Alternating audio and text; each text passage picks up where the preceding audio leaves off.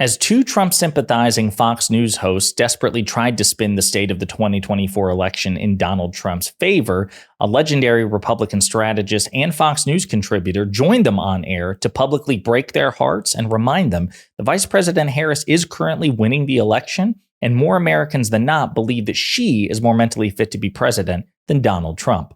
But before we unpack all that, if you end up liking this video and you want to support the channel, please be sure to hit the like, subscribe, and alert bells before you go. All right, friends, I love a good reality check, and I love a good reality check when it's cut against Fox News, and I love it best of all when it comes from a Republican strategist and Fox News host. Basically, when there is Fox on Fox mental violence is the word I would use, the phrase I would use. When Fox has to fact check Fox, it's even better than when Jessica Tarlov does it, because Jessica Tarlov is a liberal, right? So in many ways, she is the opposition to so many on Fox.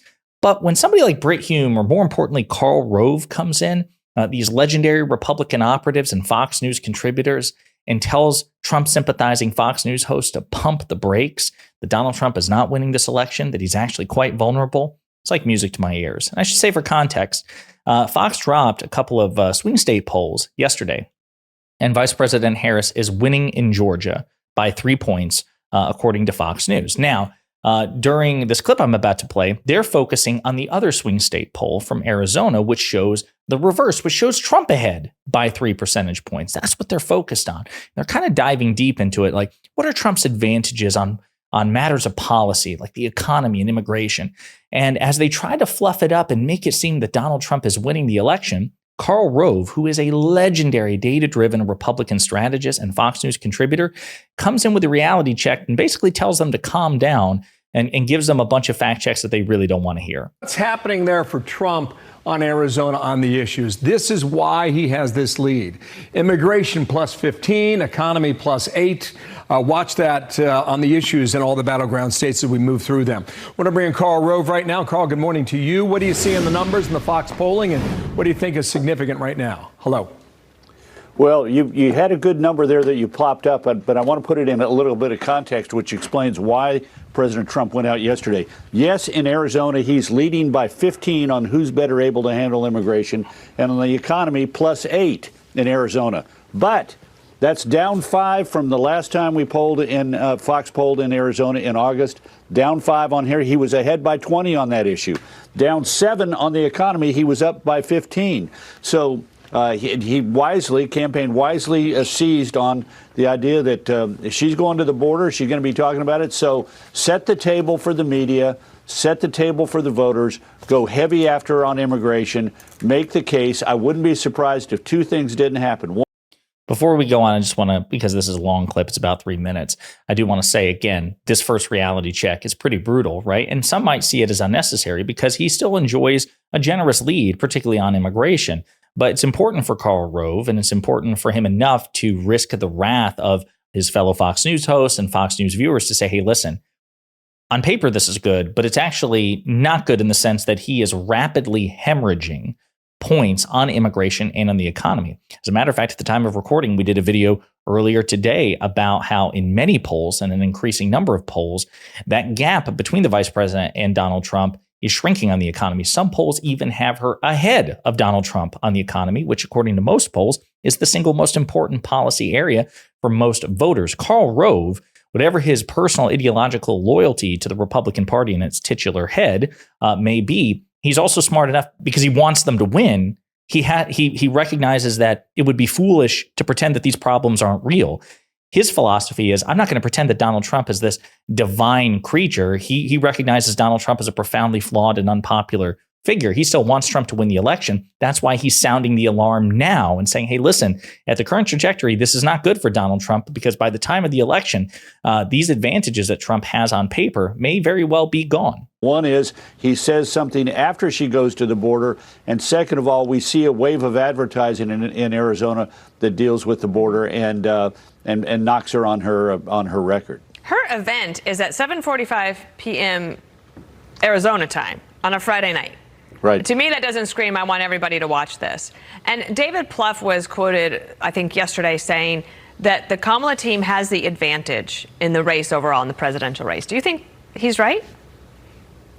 Well, first of all, let's talk about where she's going. She's going to Douglas, Arizona, in Cochise County. 39%. That's what Joe Biden got in the county. On the other hand, it is not the part of Arizona where there are these scenes of a mob of illegal aliens crossing the border, throwing themselves through fences and over walls. It's a relatively placid part of the border. So she's going to a place where she can be, quote, on the border, but it's not the place where they're going to be able to say, well, she was there today, but look at what happened 2 weeks ago, or look what happened last month. The second issue, though, is Pluff is right in one respect. This is a battle over two sort of arenas. The issues where Trump leads on 3 out of 4 of the top issues: the economy, inflation, the border. Depending on whether you include health care and a couple of other things, abortion is generally either 4th, 5th, or 6th. She leads on that issue. On character, she has erased some of the advantages that Trump had when he was compared to Joe Biden, like who has got the mental acuity and mental and physical stamina to be a more effective president. And she's winning on the margin of who cares about people like me, which is an important index. President Trump carried that issue, for example, in 2016. People thought he cared more about people like me than Hillary Clinton did. So we're just going to see a battle on this. Trump is going to push the issues. She's going to push the character and try and diminish his advantage on the issues. We'll see how it all plays out, obviously, in about 39 days. I got to tap.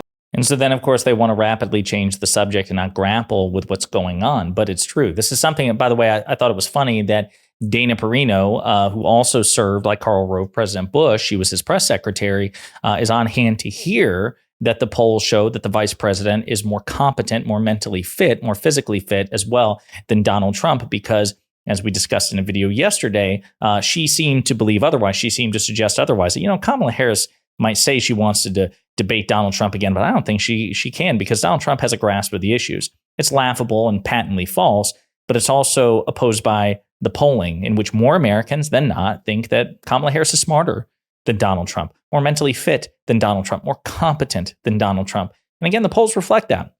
Recent NBC poll, for example, when it comes to being competent and effective, she leads him by 5 percentage points. When it comes to having the right temperament to be president, she leads him by many more, 52 to 36.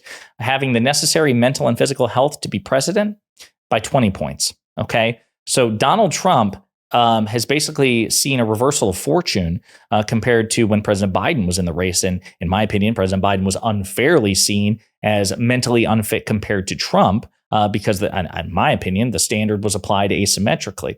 But now that President Biden is no longer seeking re-election, what was Donald Trump's unearned strength in that particular contest between he and Biden has now become an anchor around him, because the vice president is seen as more mentally and physically fit and more competent.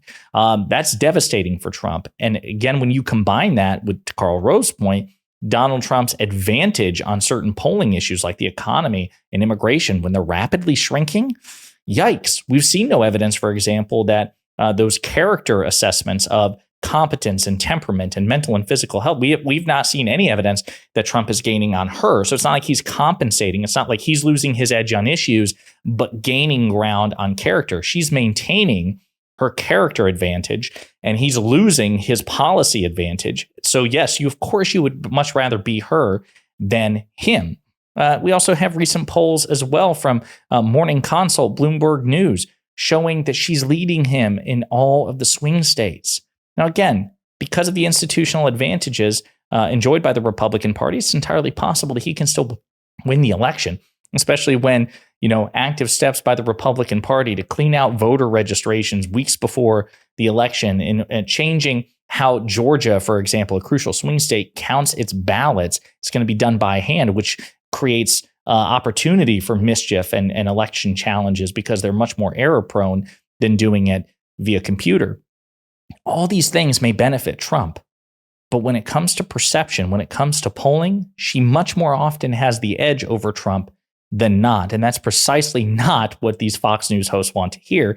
But hey, kudos to Karl Rove for being honest enough, again, for nefarious purposes. It's because he wants Trump to win. So he's trying to sound the alarm to people like, hey, you don't pretend that this isn't a problem. Acknowledge the problem, address the problem so we can win the election. But I love it. I love seeing it in real time because you could hear the trepidation in Dana Perino's voice. Like, Well, David Plouffe said that, Kamala has the edge in this race, but I mean, is he right? Yes, he is right. It could change tomorrow. But right now, in terms of fundraising, energy, momentum, and polling overall, head-to-head, national, and in swing states, Vice President Harris is winning this election, whether you like it or not. And I happen to love it. In the meantime, let me know what you think in the comments.